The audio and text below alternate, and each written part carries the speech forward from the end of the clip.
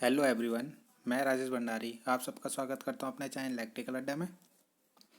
आज मैं आपके लिए, जैसा हमारा सेकंड ईयर का चैप्टर चल रहा था, ठीक है, इलेक्ट्रिशियन सेकंड ईयर की जो क्लास चल रही थी उसमें हमारा डीसी जनरेटर जो था वो चल रहा था, वो ख़त्म हो गया है। ठीक है, उसके मैंने एमसीक्यू भी करा दिया, पूरा चैप्टर भी करवा दिया। आज जो हम पढ़ेंगे, अब हम नया चैप्टर स्टार्ट कर रहे हैं जो है डीसी मोटर। ठीक है, तो जनरेटर पढ़ने के बाद अब है इसमें मोटर। तो आज हम इसको समझ लेते हैं। ये भी दो पार्ट में बनेगी, ठीक है, और तीसरे पार्ट में इसका एमसीक्यू आ जाएगा। ठीक है, तो आप लोग इसको ज़रूर देखिए, बहुत इंपॉर्टेंट है आपका डीसी मोटर एग्ज़ाम व्यू से। ठीक, अब इसको स्टार्ट करते हैं। तो इसमें जो है डीसी मोटर है, ठीक है। तो सबसे पहला जो क्वेश्चन है इसमें है कि डीसी मोटर की परिभाषा दो या किस सिद्धांत पर कार्य करता है, व्याख्या करो। डीसी जनरेटर और डीसी मोटर में क्या अंतर है। तो सबसे पहले हम ये समझेंगे कि मोटर क्या करता है। तो मोटर हमारा सबको पता है क्या करता है, इलेक्ट्रिकल एनर्जी को क्या में बदलता है, मैकेनिकल एनर्जी में। ठीक है, जबकि जो हम जनरेटर पढ़ रहे थे उसमें क्या था, वो मैकेनिकल एनर्जी को क्या में बदल रहा था, इलेक्ट्रिकल एनर्जी में। ठीक है, क्योंकि जनरेटर क्या करता है, इलेक्ट्रिसिटी देता है तो इलेक्ट्रिकल एनर्जी में कन्वर्ट करता है। हम उसको हाथ से घुमाते हैं यानी मैकेनिकल एनर्जी देते हैं, और वो हमें आउटपुट में क्या देता है, सप्लाई देता है, तो इसलिए वो इलेक्ट्रिकल एनर्जी में कन्वर्ट करता है। मोटर में क्या होता है, हम उसको इलेक्ट्रिकल सप्लाई देते हैं, जैसे मोटर में सप्लाई देते हैं, उसके कारण वो घूमता है, तो उससे हमें कैसी एनर्जी मिलती है, मैकेनिकल एनर्जी मिलती है। ठीक, तो दोनों में डिफरेंस ये भी है आपका। ठीक है, तो जैसा लिखा है इसमें, डीसी मोटर वह मशीन है जो यांत्रिक ऊर्जा विद्युत ऊर्जा को यांत्रिक ऊर्जा में बदलता है।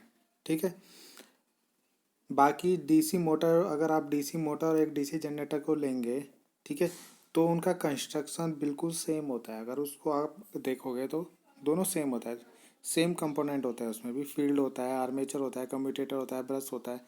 यानी अगर हमारे पास मोटर है तो हम उसको जनरेटर की तरह भी यूज़ कर सकते हैं, और जनरेटर है तो उसे मोटर की तरह भी यूज़ कर सकते हैं, अगर डीसी मोटर है, जनरेटर है। ठीक, बस इनमें एक अंतर होता है कि जो डीसी जनरेटर होता है उसके जो पोल होते हैं, ठीक, तो उनके पोलों में रेसिडुअल मैग्नेटिज्म होता है। ठीक है, रेसिडुअल मैग्नेटिज्म क्या बताया था मैंने कि कोई पोल एक बार अगर मैग्नेट बन जाता है, ठीक है, जैसे हम किसी पोल को सप्लाई दे के मैग्नेट बना रहे हैं, हमारे पास कोई एक पोल है, इसको हम सप्लाई दे रहे हैं और इसको मैग्नेट बना रहे हैं। ठीक, अगर हमने ये सप्लाई हटा दी तो इसके अंदर ये क्या हो जाएगा, फिर से मैग्नेट नहीं रहेगा। ठीक है, फिर से ये वैसी मेटल बन जाएगा।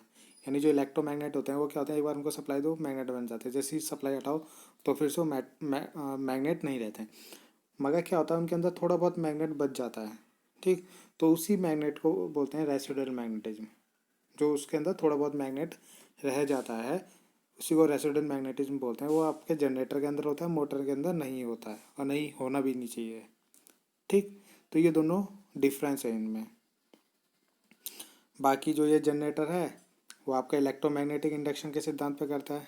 ठीक है, बाकी जो ये मोटर है, इलेक्ट्रोमैग्नेटिक ड्रैग, DRAG, ड्रैग के प्रिंसिपल पे वर्क करता है ये। ड्रैग यानी फोर्स। ठीक है, यानी इस पर एक टॉर्क जनरेट होता है जिसके कारण ये रोटेट करता है। अब हम इसकी वर्किंग देखते हैं, सिद्धांत देखते हैं। ठीक है, कैसे काम करता है, इसका सिद्धांत क्या है। तो जैसे मैंने बताया कि आपका जो डीसी मोटर होता है वो इलेक्ट्रोमैग्नेटिक ड्रैग के प्रिंसिपल पे वर्क करता है। ठीक है, ड्रैग का मतलब फोर्स ही होता है। ठीक है, ड्रैग मतलब फोर्स, तो इलेक्ट्रोमैग्नेटिक फोर्स जो होता है उसके सिद्धांत पे कार्य करता है। मोटर में होता है क्या है, मोटर में क्या होता है, जो पोल होते हैं, मान लो ये पोल है, ठीक है, एन और एस, इनके बीच में हम एक क्या रखते हैं, कंडक्टर रखते हैं। और कैसा कंडक्टर रखते हैं, जिसमें करंट फ्लो होगा। हम मोटर में करंट देते हैं ना, सपोज हम इसको यहाँ से बाहर से क्या कर रहे हैं, करंट दे रहे हैं यहाँ से, ठीक है, डीसी सप्लाई दे रहे हैं। ठीक है, तो ये कम्यूटेटर क्या करता है, यहाँ पे ये कम्यूटेटर लगा होता है, जो कम्यूटेटर क्या करता है, यहाँ से जो डीसी आ रही है उसको एसी में कन्वर्ट करता है।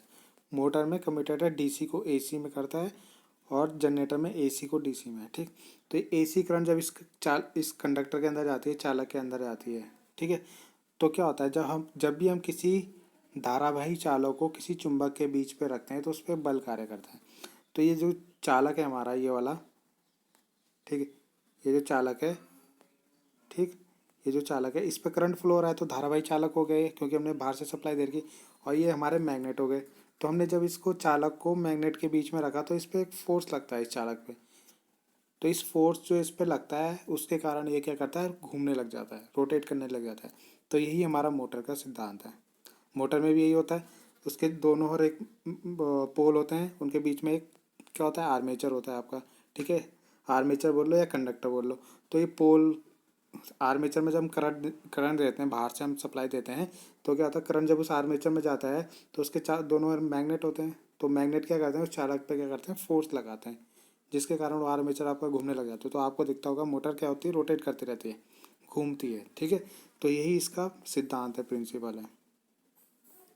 ठीक है, अब ये जो घूमेगा, अब ये किस तरीके से किस साइड घूमेगा, इस साइड घूम रहा है या इस साइड घूम रहा है, वो डिपेंड करता है करंट पे। अगर करंट की डायरेक्शन तुम्हारी जिस हिसाब से होगी उसी तरीके से घूमेगा आपका। ठीक, तो जैसे इसमें लिखा है कि धारावाही चालक को चुंबकीय क्षेत्र में रखते हैं तो उस पर एक बल का अनुभव होता है। ठीक है, जो मैंने बताया, एक बल कार्य करता है जिसके कारण वो घूमने लगता है। इस बल की उत्पत्ति चुंबकीय क्षेत्र के परस्पर प्रतिक्रिया द्वारा उत्पन्न होती है। जो ये चुंबकीय क्षेत्र होता है, ठीक है, एन और एस के, ठीक है, उनके जो परस्पर क्रिया होगी उनके कारण उत्पन्न होता है। वो मैं अभी दिखाऊंगा आपको कैसे क्रिया होती है।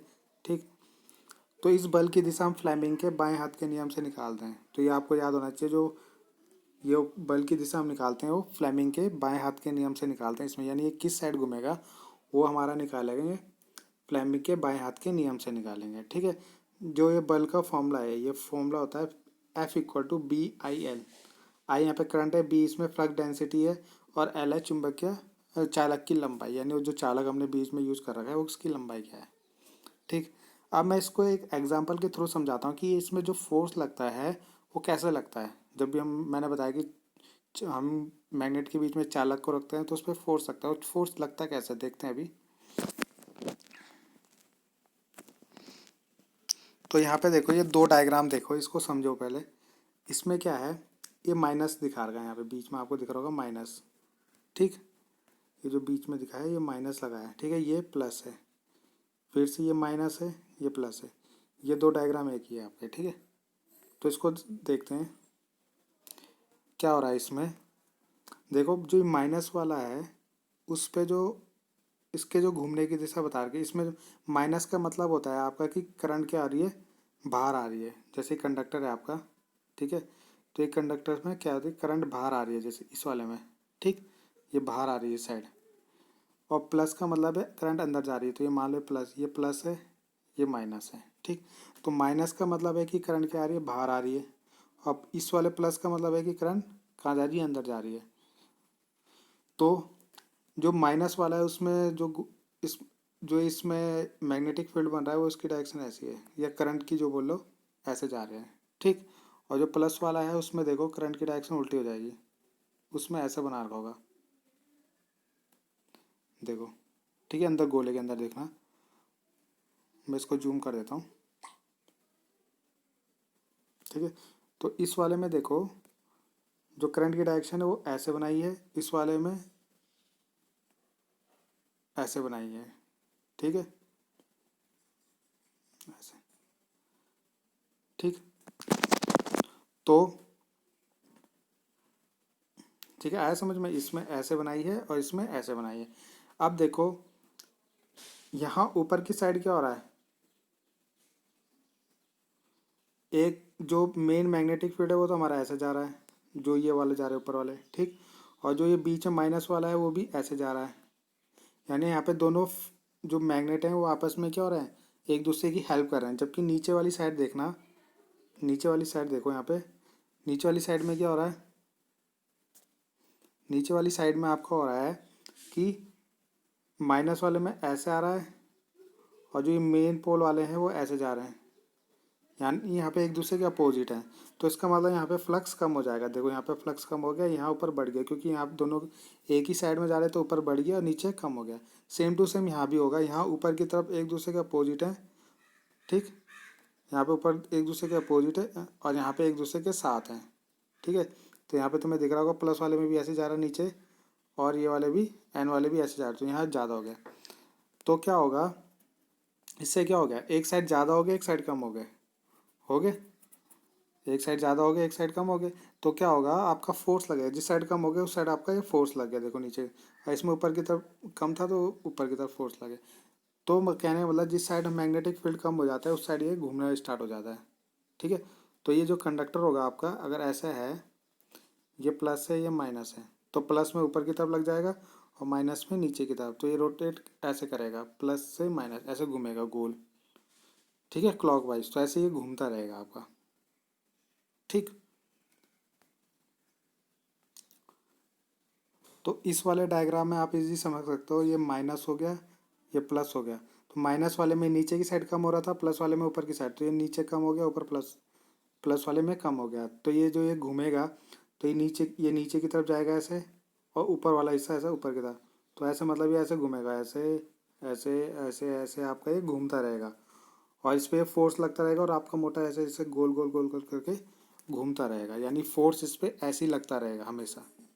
ठीक है, क्योंकि इसमें करंट की डायरेक्शन हमेशा ऐसी रहेगी, जैसे कंडक्टर हमारा, तो इसमें करंट की डायरेक्शन हमेशा ऐसी रहेगी, यानी ऐसे।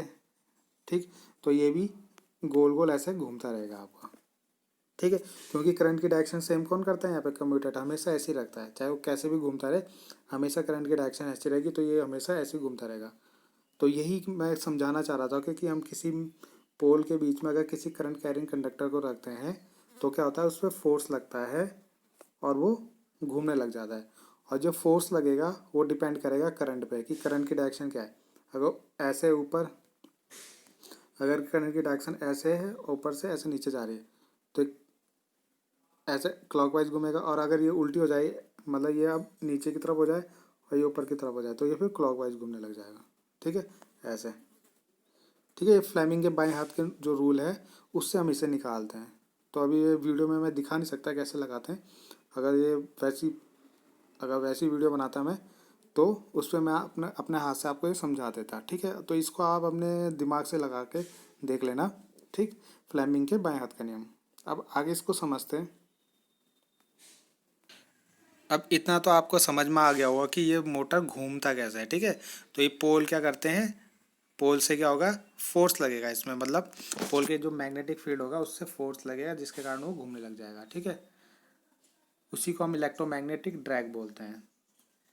टॉर्क समझ में आ गया, टॉर्क क्या होता है, ये फोर्स जो इसमें लग रहे हैं इन सब का एडिशन क्या कहलाता है, टॉर्क कहलाता है। ठीक, जो ये वाले फोर्स हैं लग रहे हैं इनमें ऊपर से नीचे की तरफ, तो इन्हीं को मिला के क्या बनता है, आपका टॉर्क बनता है। यानी जो टॉर्क ऐसे भी समझ सकते हैं, फोर्सों का जो सम होता है उनको उसको टॉर्क बोलते हैं। ठीक, तो ये आपका डीसी मोटर का सिद्धांत है और कैसे कार्य करता है। तो एक बार मैं आपको बता देता हूँ दोबारा कि जब भी हम किसी चालक यानी धारावाही चालक जिसमें करंट फ्लो हो रहा है उसको चुंबकीय क्षेत्र में रखते हैं तो उसके कारण उस पर एक बल लगता है और वो चालक आपका घूमने लग जाता है। ठीक, अब इसमें नेक्स्ट हम देखते हैं, अगला इसमें आता है टॉर्क। ठीक है, तो टॉर्क क्या होता है, टॉर्क का फॉर्मूला होता है ये, टॉर्क बराबर होता है आपका T = F × R। ठीक, F होता है फोर्स और R होता है रेडियस। तो टॉर्क ये भी ऐसे ही बोल सकते हैं कि जो भी हमारी कोई गोल चीज़ होती है उस पर जो फोर्स लगता है उसको टॉर्क बोलते हैं। ठीक है, गोल चीज़ जैसे आपकी आर्मेचर हो गया, वो भी आपका गोल होता है यानी सिलेंड्रिकल शेप में होता है। ठीक है, अगर हम कोई सीधी वस्तु है उस पर फोर्स लगाएंगे तो वो सीधा जाएगा। ठीक है, मगर कोई अगर गोल चीज़ होगी तो उस पर एक रेडियस भी आ जाता है। ठीक है, तो उसको मिला के बन जाता है टॉर्क। तो आर्मेचर जैसे गोल होता है उस पर उसके साथ उसकी रेडियस भी आ जाएगी, यानी फोर्स इंटू रेडियस। तो ये होता है टॉर्क का फॉर्मूला। ठीक है, अभी टॉर्क जनरेट कैसे होता है मोटर के अंदर वो हम देखते हैं।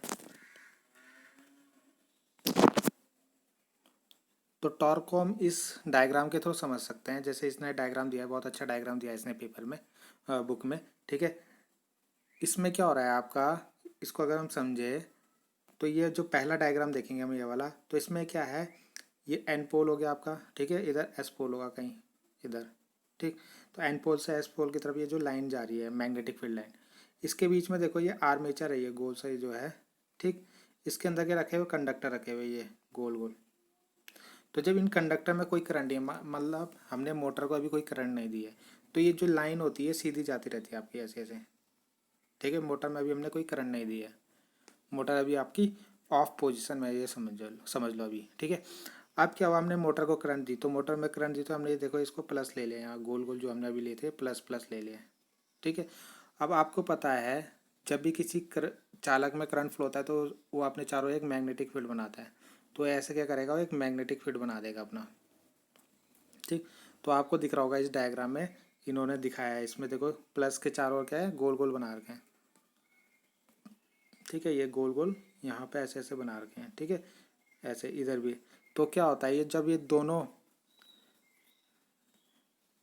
दोनों आपका क्या है, एक मिनट, तो ये जब क्या होता है, ये मेन मैग्नेटिक फील्ड जो ये वाला है और जो इस चालक के कारण एक मैग्नेटिक फील्ड बन रहा है, यानी दो मैग्नेटिक फील्ड बन रहे हैं, एक तो ये एन पोल वाला और एक ये जो हमने एक स्लॉट के अंदर जो ये कंडक्टर रखे हैं प्लस प्लस जो दिखाए हैं, इनके कारण जो मैग्नेटिक फील्ड बन रहा है। तो ये दोनों मैग्नेटिक फील्ड आपस में क्या करते हैं, इंटरेक्ट करते हैं। तो क्या होता है, एक साइड जब फोर्स ज़्यादा हो जाता है एक साइड कम हो जाता है, जैसे मैंने अभी पीछे बताया था, ठीक है। प्लस में ऊपर की साइड कम हो जाता है और माइनस में नीचे की साइड कम हो जाता। तो इसके कारण क्या होता है, जब ये दोनों मैग्नेटिक फील्ड आपस में क्या करते हैं, इंटरेक्ट करते हैं एक दूसरे से, तो क्या होता है, एक फोर्स जनरेट होता है इस आर्मेचर में, इसमें एक फोर्स जनरेट होगा जिसके कारण ये घूमने लग जाएगा, ठीक है। तो ये जो फोर्स है इन सब का सम ही, ये जो इतने सारे फोर्स लगेंगे इसमें, ठीक। तो इन सब फोर्सों को जोड़ के जो बनेगा वो बनेगा आपका टॉर्क, ठीक। तो ये दिख रहा होगा डी ओ आर लिखा हुआ, डायरेक्शन ऑफ रोटेशन, तो ये इस साइड घूमेगा। तो ये आपका जैसे ये गोल आर्मेचर बनाया है, तो इसमें जो फोर्स लग रहा है वो नीचे की तरफ लग रहा है, ठीक। और ये इसकी रेडियस, तो इन दोनों को मिला के क्या बन जाएगा आपका टॉर्क। टॉर्क ये समझ लो कि हम मोटर को घुमाने में, जैसे हमारा कोई रोटर है अंदर, तो उस पर जो फोर्स लगा रहे हैं, बहुत सारे फोर्स लगा रहे हैं, तो उन सबको मिला के क्या बन जाता है आपका टॉर्क, और उसमें अगर रेडियस की मल्टीप्लाई कर दें, ठीक।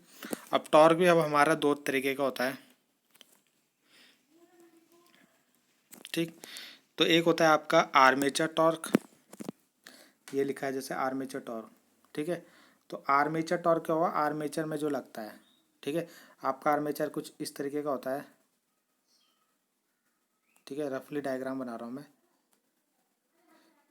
ये का आर्मेचर हो गया, ठीक है, और ये इसकी शाफ्ट हो गई,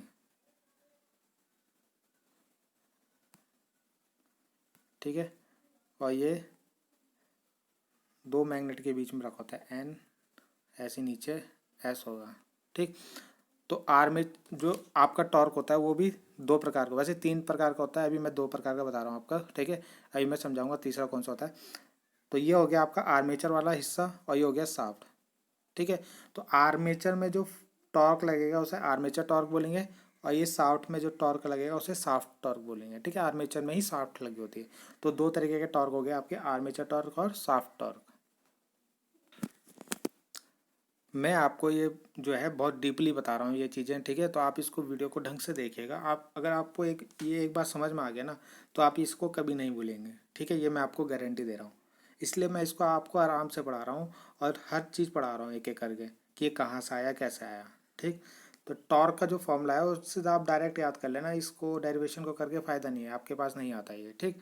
तो ये टॉर्क को डायरेक्ट फॉर्मूला याद कर लेना इसे, ठीक है। पूरा फॉर्मूला याद कर लेना। टॉर्क ये होता है आर्मेचर टॉर्क का फॉर्मूला, टी ए, ठीक है। तो आर्मेचर टॉर्क क्या बताया, आर्मेचर पे जो लगता है उसे आर्मेचर टॉर्क करते हैं। दूसरा आता है इसमें शाफ्ट टॉर्क, ठीक। शाफ्ट टॉर्क क्या होता है, शाफ्ट टॉर्क होता है, शाफ्ट पे जो टॉर्क लगता है उसे शाफ्ट टॉर्क कहते हैं, ठीक है। तो शाफ्ट पे जो टॉर्क लगता है वही हमारा मेन मोटर की क्षमता होती है, उसको या उसकी क्या बोलेंगे, पावर बोलेंगे, ठीक है। जो bhp में होती है, जैसे हम बोलते हैं ना हमारी मोटर 2 HP की है, 2 HP का मतलब उस पर जो शाफ्ट पे टॉर्क लग रहा है वो 2 HP है, ठीक है। तो वो 2 HP तक का क्या होता है, लोड झेल लेगा, ठीक है, या लोड उठाता है, ठीक। आर्मेचर टॉर्क हमारा और एक शाफ्ट टॉर्क हो गया। तो आर्मेचर टॉर्क हमेशा ज़्यादा होगा, शाफ्ट टॉर्क कम होगा, ठीक है। क्योंकि मेन आर्मेचर तो अंदर पोल के अंदर जो पोल के अंदर जो होता है, यानी पोल के बीच में जो होता है वो आर्मेचर होता है। शाफ्ट तो आर्मेचर से बाहर होती है, इसलिए इसमें कम फोर्स लगता है। तो आर्मेचर में ज़्यादा फोर्स लगता है, तो इसलिए टॉर्क इस पर ज़्यादा होता है आपका, ठीक। शाफ्ट में कम होता है। तीसरा जो टॉर्क आता है आपका अभी मैं समझाता हूँ। पहले इस दूसरे वाले को देख लो, साफ्ट टॉर्क को। तो मैंने बता दिया आर्मेचर टॉर्क ज़्यादा होगा, साफ्ट टॉर्क कम होगा। तीसरा इसको आगे देख लेते हैं, इसका फॉर्मूला। साफ्ट टॉर्क का फॉर्मूला ये है, इसको याद कर लेना, न्यूटन मीटर में होता है, ठीक है। एफ इंटू आर होता है ना, तो न्यूटन मीटर में आएगा इसका, ठीक है। तीसरा टॉर्क जो होता है लॉस्ट टॉर्क होता है, ठीक है, LOST यानी खोया हुआ टॉर्क। तो ये होता है आपका armature torque minus shaft torque. मैंने अभी बताया आर्मेचर टॉर्क ज़्यादा होता है, साफ्ट टॉर्क कम होता है। तो यानी जो ज़्यादा टॉर्क है, यानी आर्मेचर में लगा 50 का, साफ्ट से मिला हमें 40, तो बीच में कुछ खर्च हुआ है तो वो है 10। वो हो गया आपका लॉस्ट टॉर्क। यानी इन दोनों को माइनस करके जो टॉर्क बचता है उसे हम क्या बोलते हैं, लॉस्ट टॉर्क बोलते हैं, ठीक। तो ये टॉर्क था आपका। अब हम इसमें आगे देखते हैं। नेक्स्ट इसमें जो है, जो आपका आर्मेचर टॉर्क होता है, ये जो इम्पोर्टेंट नोट है, ये आर्मेचर टॉर्क जो होता है आर्मेचर करंट और फील्ड फ्लक्स के समानुपाती होता है आपका, ठीक है, डायरेक्टली प्रोपोर्शनल। तो इसको आपको याद करना पड़ेगा, ये बहुत ही ज़्यादा इम्पोर्टेंट है। अभी जो हम आगे देखेंगे सब पे इसी का काम होगा आपका, ठीक है। और एग्ज़ाम में भी सबसे ज़्यादा यही पूछा जाता है, इसलिए मैं आपको ये ढंग से धीरे धीरे करके पढ़ा रहा हूँ, ठीक है, ताकि आपको ये अच्छे से समझ में आ जाए। अगर आपने ये वीडियो एक बार देख ली तो आपको पक्का ये अच्छे से समझ में आ जाएगा, ठीक है। तो यानी इसका कहने का मतलब क्या है, अगर आर्मेचर करंट बढ़ेगा तो आपका आर्मेचर टॉर्क भी बढ़ेगा, ठीक है। फ्लक्स बढ़ेगा तो तब भी आर्मेचर टॉर्क बढ़ेगा, ठीक है। तो यही इसमें लिखा है आपका, ठीक। तो इसको समझ लेना, जैसे जैसे लोड बढ़ता है, लोड बढ़ेगा तो आर्मेचर करंट बढ़ेगा, ठीक है। लोड बढ़ने पे आपको पता है करंट बढ़ता है, करंट बढ़ेगा तो टॉर्क भी बढ़ेगा। तो पेपर में क्वेश्चन आता है कि आर्मेचर करंट बढ़ने पर टॉर्क क्या होता है, टॉर्क बढ़ता है। टॉर्क बढ़ने पर आर्मेचर करंट क्या होता है, बढ़ता है। फ्लक्स बढ़ने पर आर्मेचर टॉर्क क्या होगा, बढ़ेगा, ठीक। तो ये इसमें रिलेशन है, आपको ये याद रखना है। नेक्स्ट आता है इसमें बैक ईएमएफ। बहुत ही ज़्यादा इंपॉर्टेंट है बैक ईएमएफ, सबसे ज़्यादा पूछा जाता है इंटरव्यू में, आपके एग्ज़ाम में, ठीक। तो बैक ईएमएफ क्या होता है, बैक ईएमएफ कुछ नहीं होता आपका। हमने इससे पहले पढ़ा था कि जो हमारा क्या होता है, पहले पोल होते हैं, फिर बीच में एक आर्मेचर होता है, ठीक है। तो आर्मेचर में जब हम करंट देते हैं तो क्या होता है, ये करंट देने पे क्या होता है, ये जो मैग्नेट है इस पर एक फोर्स लगाता है, ठीक है। क्योंकि जो आर्मेचर क्या करेगा, आर्मेचर में जब करंट फ्लो होगा तो हम इसका सिद्धांत पढ़ाते हैं कि करंट कैरिंग कंडक्टर है, जब धारावाही चालक को हम चुंबक के बीच में रखते हैं तो उस पर फोर्स लगता है, ठीक। तो फोर्स लगने के कारण क्या होगा, ये आर्मेचर घूमेगा, ठीक है। जैसे मैंने बताया था कि गोल गोल घूमेगा। जब ये गोल गोल घूमता है तो ये इन लाइनों को कट करता है, फ्लक्स लाइनों को, ठीक है। फ्लक्स लाइनों को कट करता है तो आर्मेचर में एक ईएमएफ जनरेट होता है। आपको पता है जब भी कोई फ्लक्स कट होगा तो उसके कारण एक ईएमएफ जनरेट होगा, किसके, ट्रांसफार्मर जनरेटिंग एक्शन से, ठीक है, इलेक्ट्रोमैग्नेटिक इंडक्शन के प्रिंसिपल है। तो इसके कारण क्या होता है, जो ये हमारा ये बीच में आर्मेचर है, ये इस पे एक ईएमएफ जनरेट हो जाता है, ठीक है। इसी को हम बोलते हैं बैक ईएमएफ। बैक क्यों बोलते हैं, क्योंकि एक तो वोल्टेज हम यहाँ से इसको दे रहे हैं, ठीक है, बाहर से प्लस माइनस, तो इसको वी बोलते हैं, ठीक है। और एक ईएमएफ इसके अंदर जनरेट हो रहा है, तो ये ईएमएफ हमेशा इसका अपोज करता है अप्लाइड। अगर अप्लाइड वाला हमने ऐसा आगे की तरफ दिया है तो जो ईएमएफ बैक ईएमएफ है उसको अपोजिट डायरेक्शन में होगा। तो जो बैक ईएमएफ होता है, ये जो ईएमएफ जनरेट होगा आर्मेचर के अंदर, वो उसको हमेशा अपोज करता है, यानी उसकी उल्टी दिशा में होता है, इसलिए इसको बैक ईएमएफ बोलते हैं, ठीक है। तो बैक ईएमएफ जो होता है ये होता है आपका, इसका formula E B equal to V minus I A R. V हमेशा ज़्यादा होगा, ई बी हमारा कम होता है, ठीक। क्योंकि वी है जो हम अप्लाइड कर रहे हैं वो ज़्यादा होगा, ई बी हमारा कम होगा। अगर इसको फॉर्मूले से देखें तो वी बराबर क्या होगा, E B plus I A R. अगर यहाँ से वी की वैल्यू निकाले तो बैक ईएमएफ प्लस जो उसमें आर्मेचर में जो लॉस हो रहे हैं उन दोनों को मिला के क्या बनता है, हमारा बैक ईएमएफ बनता है, ठीक। नेक्स्ट चीज़ जो आपको यहाँ पे याद रखनी है, जो बैक ईएमएफ होता है उसका ईएमएफ ये फॉर्मूला भी होता है जो जनरेटर में हमने यूज़ किया। तो स्पीड बढ़ने पर बैक ईएमएफ बढ़ता है आपका, क्योंकि ये डायरेक्टली प्रोपोर्शनल होता है आपका, ठीक। और एक चीज़ आपको इस फॉर्मूले को भी याद रखना है आर्मेचर करंट निकालने का, ठीक है। आर्मेचर करंट जो कैसे निकालेंगे, तो इसमें भी एक याद रखना है आपको, जो बैक ईएमएफ अगर बढ़ेगा आपका तो आर्मेचर करंट क्या होगा, कम होगा। ठीक है, अगर यहाँ पे वीबी की वैल्यू अगर आपको दिख रहा होगा, यहाँ पे वीबी की वैल्यू अगर यहाँ पे बढ़ेगी, देखो ज़रा, अगर मान लो हमारा पहले था ये समझ लो वीबी की वैल्यू अगर बढ़ेगी तो वी माइनस वीबी क्या हो जाएगा, कम होगा, कम होगा तो आर्मेचर करंट क्या हो जाएगा, बढ़ जाएगा। ठीक है, अगर इसको सॉल्व करके देख लेना, यहाँ पे ईबी की वैल्यू बढ़ेगी तो आर्मेचर करंट क्या हो जाएगा, कम हो जाएगा, और ईबी की वैल्यू घटेगी तो आर्मेचर करंट क्या हो जाएगा, बढ़ जाएगा आपका। ठीक, तो यहाँ पे ये रिलेशन होता है इसका। और जो बैक ईएमएफ होता है वो हमारे साथ सप्लाई वोल्टेज का 98% होता है। ठीक है, अगर हम 100 वोल्ट इनपुट में दे रहे हैं आपको, यानी 100% अगर हम इनपुट दे रहे हैं, वी दे रहे हैं, तो उसका 98% क्या होगा, बैक ईएमएफ भी, उससे 98% क्या होगा, बैक ईएमएफ भी होगा आपका मोटर के अंदर। ठीक, तो ये आपको याद रखना है। ये जो रिलेशन मैंने बताया ना, ये इंपॉर्टेंट है, आप याद रखना पक्का, अपनी नोटबुक में याद लिख लो। स्पीड बढ़ने पर बैक ईएमएफ बढ़ता है। ठीक है, बैक ईएमएफ बढ़ने पर आर्मेचर करंट कम होता है, बैक ईएमएफ के घटने पर आर्मेचर करंट बढ़ता है। ठीक, इसको नोट कर लेना। नेक्स्ट इसमें आता है आपका ये वाला फॉर्मूला, ये भी बहुत इंपॉर्टेंट है। यहाँ पे भी बैक ईएमएफ बढ़ने पर मैंने अभी बताया था स्पीड भी बढ़ जाएगी। ठीक है, ये तो पहले बताते हैं। फ्लक्स के बढ़ने पर स्पीड घट जाती है और फ्लक्स के कम हो जाने पर स्पीड बढ़ जाएगी। ये आपका डीसी सीरीज मोटर में बहुत इंपॉर्टेंट करेगा। फ्लक्स घटने पर स्पीड बढ़ जाएगी, ये याद रखना है आपको, बहुत इंपॉर्टेंट है, पेपर में पूछा जाता है। ठीक, तो इसको जरूर याद कर लेना, फ्लक्स घटने पर स्पीड बढ़ जाएगी। ये भी मैंने अभी आपको बता दिया था। करंट बढ़ेगा तो बैक ईएमएफ घटेगा। ठीक है, और करंट घटेगा तो बैक ईएमएफ बढ़ेगा। ये भी आपस में इन्वर्सली प्रोपोर्शनल होता है। अभी पीछे भी मैंने ये बताया था आपका। ठीक है, यानी बैक ईएमएफ बढ़ेगा तो करंट घटेगा, और बैक ईएमएफ घटेगा तो करंट बढ़ेगा। आर्मेचर करंट की बात हो रही है। ठीक है, चाहे उस फॉर्मूले से याद कर लो चाहे इस फॉर्मूले से याद कर लो, दोनों आप तरीके से याद कर सकते हो। ठीक है, यहाँ पे दिख रहा है करंट बढ़ेगा तो V minus I A R A जो हो जाएगा वो कम हो जाएगा। ठीक, उल्टा हो जाएगा। तो इतना आपको याद रखना है, इंपॉर्टेंट नोट बता रहा हूँ मैं आपको, जिससे क्वेश्चन 100% बनते हैं आपके। ठीक, ये यहाँ पे लिखा है, इसको नोट कर लेना है यहाँ से यहाँ तक। ठीक है, बैक ईएमएफ स्पीड पर निर्भर करता है। अगर स्पीड बढ़ेगी, एन बढ़ेगा, तो बैक ईएमएफ बढ़ेगा आपका। ठीक है, अभी मैंने बताया था आपको। और बैक ईएमएफ बढ़ेगा तो आर्मेचर करंट क्या होगी, कम हो जाएगी। पीछे वाले जो फॉर्मूले मैंने बताया उनसे याद कर लेना। ठीक है, तो वही लिखा है यहाँ पे, तो जो मैंने बता दिया आपको वही याद कर लो, डायरेक्ट याद कर लो। ठीक है, वही इसमें लिखा है। ठीक, बाकी इसमें आता है आर्मेचर रिएक्शन।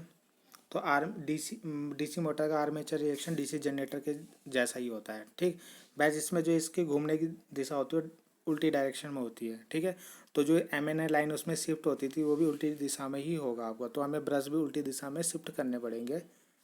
ठीक है, तो अगर आपको आर्मेचर रिएक्शन पढ़ना है तो इससे पहले वाली वीडियो जरूर देखिए आर्मेचर रिएक्शन, या आप प्लेलिस्ट में जाके आर्मेचर रिएक्शन में मैंने एक वीडियो बनाई है उसको देख लीजिएगा। ठीक, अगला इसमें आता है कि हम आर्मेचर के घूमने की दिशा को कैसे चेंज कर सकते हैं। तो ये मोटर के घूमने की दिशा को कैसे चेंज कर सकते हैं, तो मोटर के घूमने की दिशा को या तो हम क्लॉकवाइज या एंटी क्लॉकवाइज ऐसे बना सकते हैं। ठीक है, तो उसके लिए हमें कुछ नहीं करना पड़ेगा, या तो हमें आर्मेचर के कनेक्शन चेंज करने पड़ेंगे या फील्ड के, आर्मेचर के या फील्ड के, दोनों में से एक के, दोनों को एक साथ नहीं कर सकते, या तो आर्मेचर के करेंगे या फील्ड के करेंगे। ठीक है, अगर हमने दोनों के कर दिया तो उसकी डायरेक्शन हमेशा वही रहेगी। तो या तो आर्मेचर कनेक्शन चेंज कर लो या फील्ड के कनेक्शन चेंज कर दो, तो उसके घूमने की डायरेक्शन आपकी चेंज हो जाएगी। सिंपल क्वेश्चन है। ठीक है, इसको डायरेक्ट याद कर लेना, इसको ऐसे ही। अब हम नेक्स्ट देखते हैं। तो नेक्स्ट जो हमारे पास आता है यहाँ पे वो आता है संट मोटर। ठीक है, अब हम टाइप्स ऑफ मोटर पढ़ेंगे, तो उसमें आपका आता है संट मोटर सबसे पहले। ठीक है, तो संट मोटर का डायग्राम मैंने आपको बना दिया है, आप स्क्रीन में देख लेना, ये है मैंने बनाया है। ठीक है, ये इसका आर्मेचर हो गया, ये इसकी फील्ड वाइंडिंग होगी, तो ये आपस में क्या है, पैरेलल में है, तो इसलिए संट मोटर बन गया। ठीक है, ये लाइन करंट है आपकी, जो करंट हम यहाँ से दे रहे हैं, तो एक करंट डिवाइड हो जाएगी, कुछ तो संट में जाएगी, कुछ कहाँ जाएगी, आर्मेचर में जाएगी। ठीक है, तो संट का काम, ये फील्ड का काम होता है मैग्नेट बनाता है, यही ये जो करंट होती है यही आपका मैग्नेट बनाती है, और एक करंट आपकी आर्मेचर में जाती है। ठीक है, तो ये उसका हो गया शंट मोटर का कनेक्शन। ठीक है, तो आपको इतना याद रखना है। जो शंट में करंट जाती है ना, मान लो यहाँ से हमने 50 एम्पियर करंट दी, ठीक है, तो जो शंट में करंट जाएगी वो केवल कितना जाएगी, 1 to 5%, 5%।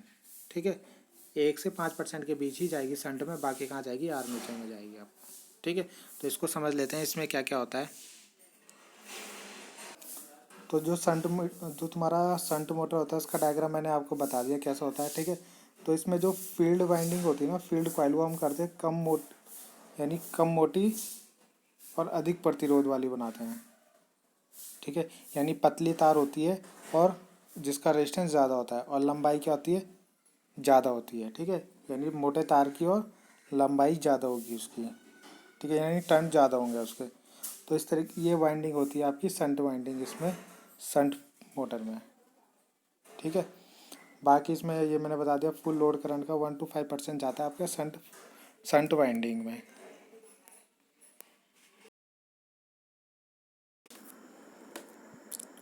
तो जैसे कि अभी हमने देख लिया था कि हमने जो शंट मोटर है उसका डायग्राम बना के देख लिया था।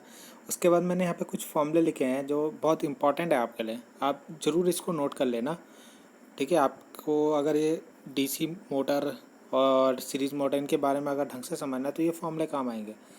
इसमें जो है ये पहला जो मैंने टिक मारा ये है तुम्हारा कि जो स्पीड होती है लोड के इन्वर्सली प्रोपोर्शनल होती है, यानी लोड बढ़ेगा तो स्पीड घटेगी। सबको पता होगा कि लोड बढ़ेगा तो स्पीड घटेगी और लोड घटेगा तो स्पीड बढ़ेगी। दूसरा जो ये फॉर्मूला है ये है कि अगर स्पीड बढ़ेगी तो अगर बैक ईएमएफ बढ़ेगा तो स्पीड बढ़ेगी, और बैक ईएमएफ घटेगा तो स्पीड घटेगी। और फ्लक्स के इन्वर्सली प्रोपोर्शनल, यानी फ्लक्स बढ़ने पर स्पीड घटेगी। ठीक है, फ्लक्स बढ़ने पर स्पीड घटेगी और फ्लक्स घटने पर स्पीड बढ़ेगी। ठीक, तो ये थे दो फॉर्मूले। अगला ये आता है कि जो टॉर्क होता है आर्मेचर करंट के समानुपाती होता है। टॉर्क हमेशा आर्मेचर करंट के समानुपाती होता है, यानी आर्मेचर करंट बढ़ेगा तो टॉर्क बढ़ जाएगा आपका, और आर्मेचर करंट घटेगा तो टॉर्क घट जाएगा। ठीक है, यानी टॉर्क हमें बढ़ाना है तो आर्मेचर करंट को बढ़ाना पड़ेगा। ठीक, दूसरा है कि टॉर्क जो होता है स्पीड के इन्वर्सली प्रोपोर्शनल होता है, यानी स्पीड बढ़ेगी तो टॉर्क घटेगा और स्पीड घटेगी तो टॉर्क बढ़ेगा। ठीक है, तो ये वाला फॉर्मूला है। अगला है लोड और टॉर्क। लोड डायरेक्टली प्रोपोर्शनल होता है टॉर्क, यानी लोड बढ़ेगा तो टॉर्क बढ़ेगा, लोड घटेगा तो टॉर्क घटेगा, क्योंकि ये समानुपाती होता है। ठीक है, ये चीज़। नेक्स्ट फॉर्मूला जो है ये भी आपका आर्मेचर करंट जो होती है बैक ईएमएफ के इन्वर्सली प्रोपोर्शनल होती है, यानी बैक ईएमएफ बढ़ेगा तो आर्मेचर करंट घटेगी, और आर्मेचर करंट घटेगी तो बैक ईएमएफ बढ़ेगा। ठीक, या बैक ईएमएफ घटेगा तो आर्मेचर करंट बढ़ेगी। ये आपका फॉर्मूला है। ठीक है, तो ये फॉर्मूला आप जरूर नोट कर लेना, अभी मैं समझाऊंगा कहाँ पे ये यूज़ आएंगे। ठीक, तो देखते हैं। जैसे यहाँ पे लिखा है कि मोटर को चलाते समय फ्लक्स की मात्रा स्थिर रखी जाती है, इस कारण मोटर की स्पीड जो होती है वो लगभग एक जैसी होती है। यानी फ्लक्स स्थिर होगा तो स्पीड भी स्थिर होगी, आपको यहाँ पे पता चल रहा होगा। ठीक है, यहाँ पे देखो एन जो है क्या है, इन्वर्सली प्रोपोर्शनल है फ्लक्स के। ठीक है, तो शंट मोटर में जो होता है फ्लक्स कांस्टेंट होता है, क्योंकि मैंने आपको बताया था कि जो शंट फील्ड में करंट जाती है वो फिक्स करंट जाती है, तो फ्लक्स फिक्स होगा तो ये स्पीड भी फिक्स ही होगी आपकी। ठीक है, अगर फ्लक्स स्पीड अगर आपका कांस्टेंट है तो स्पीड भी कांस्टेंट हो जाएगी यहाँ से, इस फॉर्मूले से। फ्लक्स इन्वर्सली प्रोपोर्शनल होता है स्पीड। ठीक है, अब फ्लक्स चेंज ही नहीं होगा तो अगर यहाँ पे फ्लक्स कम ज़्यादा ही नहीं होगा तो स्पीड वैसी ही रहेगी। ठीक है, तो ये आपको समझ में आ गई ये लाइन। सेकंड केस है, जो सेकंड लाइन पढ़ते हैं हम। सेकंड लाइन अब पढ़ना इसमें लिखा है कि लोड बढ़ने पर टॉर्क बढ़ता है। ठीक है, और टॉर्क को केवल आर्मेचर करंट से ही प्राप्त किया सकते हैं या बढ़ा सकते हैं। तो आपको मैंने ये फॉर्मूला लिखा रखा है, लोड बढ़ेगा तो यहाँ पे टॉर्क भी बढ़ेगा, समानुपाती होता है। ठीक है, और अगर हमें टॉर्क बढ़ाना है तो उसके लिए आर्मेचर करंट बढ़ानी पड़ेगी, ये दूसरा फॉर्मूला हो गया। यानी आर्मेचर करंट बढ़ा के हमें टॉर्क को बढ़ा सकते हैं। ठीक है, इसको जूम करके देख लो। तो टॉर्क जो होता है समानुपाती होता है आर्मेचर करंट, तो टॉर्क बढ़ाना है तो उसके लिए हमें आर्मेचर करंट बढ़ानी पड़ेगी। ठीक है, तो ये लाइन आपको समझ में आ गई। उसके बाद लिखा है कि चलते समय इस मोटर का टॉर्क अधिक नहीं होता, क्योंकि ये आपको पता है फ्लक्स कांस्टेंट होता है तो टॉर्क भी कांस्टेंट रहेगा इसका। इस समय बैक ईएमएफ की मात्रा कम होने से आर्मेचर करंट की मात्रा काफ़ी अधिक होती है। ठीक है, बैक ईएमएफ कम हो रहा है तो उससे आर्मेचर करंट आपका ज़्यादा हो रहा है। तो इस फॉर्मूला को से देखो, अगर बैक ईएमएफ कम हो रहा है यहाँ से तो आर्मेचर करंट क्या हो जाएगा, ज़्यादा, क्योंकि ये क्या है, इन्वर्सली प्रोपोर्शनल है आपका। तो ये फॉर्मूला भी है यहाँ पे। ठीक है, मोटर की गति पकड़ने से बैक ईएमएफ की मात्रा के लोड के लगभग सप्लाई वोल्टेज के बराबर पहुँच जाती है, जिससे आर्मेचर सप्लाई लाइन से बहुत कम करंट लेता है। यानी अगर आपका लोड बढ़ गया तो उससे क्या है कि आर्मेचर करंट कम हो रहा है। ठीक, जो ये पॉइंट बोल रहा है उसमें बोल रहा है कि मोटर की गति पकड़ने से बैक ईएमएफ की मात्रा किसके बराबर हो जाती है, सप्लाई वोल्टेज के बराबर हो जाती है। यानी आपका बैक ईएमएफ बढ़ जाता है, तो बैक ईएमएफ बढ़ जाता है तो आर्मेचर करंट कम लेता है। तो यहाँ पे इसी फॉर्मूले से आपको पता चल जाएगा कि अगर बैक ईएमएफ बढ़ जाएगा आपका तो ये करंट क्या हो जाएगा, कम हो जाएगा। ठीक, इसी फॉर्मूले से ये पता चल जाएगा, ये वाले फॉर्मूले से बैक ईएमएफ बढ़ जाएगा तो आर्मेचर करंट क्या हो जाएगा, कम हो जाएगा। तो वही लिख रहा है। ठीक, तो ये इसकी जो मैं थ्योरी थी मैंने आपको समझा दिया। तो क्या क्या होता है जब लोड बढ़ता है तो टॉर्क क्या होता है, टॉर्क बढ़ता है लोड क्या होता है। ठीक है, तो ये आप देख लेना, इसको नोट कर लेना, जो मैंने यहाँ पे अलग से इसको नोट आपको फॉर्मूले लिखवाए हैं। ठीक है, यही आपके फॉर्मूले सभी जगह यूज़ होंगे, सीरीज मोटर हो चाहे शंट मोटर हो या कंपाउंड मोटर हो। उसके बाद ये जो फॉर्मूला है शंट करंट का फॉर्मूला वी अपॉन आर होता है। तो शंट का पूछा है तो शंट वोल्टेज अपॉन क्या होगा, शंट रेजिस्टेंस। ठीक, उसके बाद आर्मेचर करंट का फॉर्मूला क्या है, I L minus I S H. ठीक है, तो ये जो लाइन करंट जाती थी वो आपकी डिवाइड हो जाती है ना, एक शंट में और एक आर्मेचर में। तो ये आर्मेचर आई ए हो जाएगी और ये आई एस एच। ठीक है, और ये आई एल। तो अगर हमें आई ए निकालनी है तो इन दोनों को माइनस करना पड़ेगा, क्योंकि आई एल इक्वल टू होता है आई ए प्लस आई एस एच। ठीक है, तो यहाँ से आई ए निकालना है तो इसको इधर ले आना पड़ेगा, तो I L minus I S H. ठीक है, बाकी ये आपको टर्मिनल वोल्टेज का फॉर्मूला मैंने पहले ही बता दिया था, तो ये तो सबके लिए सेम होता है आपका, तो ये डायरेक्ट आपको याद कर लेना है। ठीक, अगला आता है आपका सीरीज मोटर। ठीक, तो सीरीज मोटर में आपको क्या याद रखना है, सीरीज मोटर में क्या होता है, ये आपका ये आर्मेचर, ठीक है, ये जो आर्मेचर होता है, ये जो फील्ड वाइंडिंग होती है, मैंने डायग्राम यहाँ पर बना रखा, ये आपस में सीरीज में होती है। ठीक है, तो सीरीज का मतलब इसमें आर्मेचर करंट, सीरीज करंट और ये जो लोड करंट है ये तीनों सेम होती है। ठीक है, क्योंकि सीरीज में तो सेम करंट होगा, अगर 2 एम्पियर है तो सारी 2 एम्पियर होंगे, 4 एम्पियर तो सारी 4 एम्पियर होंगे। ठीक है, तो ये सीरीज वाइंडिंग हो गई, ये इसका आर्मेचर रेजिस्टेंस हो गया। ठीक, अब हम इसमें देखते हैं इसमें होता क्या है।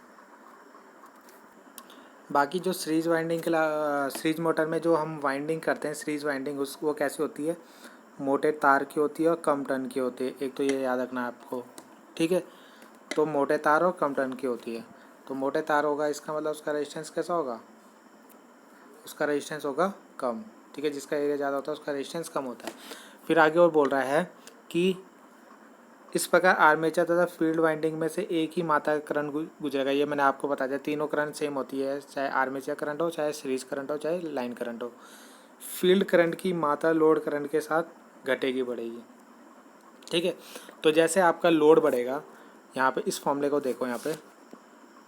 ठीक है, तो इस फॉर्मूले को देखो यहाँ पे, लोड बढ़ेगा तो टॉर्क बढ़ेगा। ठीक है, और टॉर्क बढ़ेगा तो आपकी आर्मेचर करंट बढ़ेगी। तो आर्मेचर करंट बढ़ेगी, इसका मतलब फील्ड करंट भी बढ़ेगी और लाइन करंट भी बढ़ेगी, क्योंकि तीनों इक्वल होता है। तो वही है बोल रहा है कि क्या है वो, ठीक है, यानी फील्ड करंट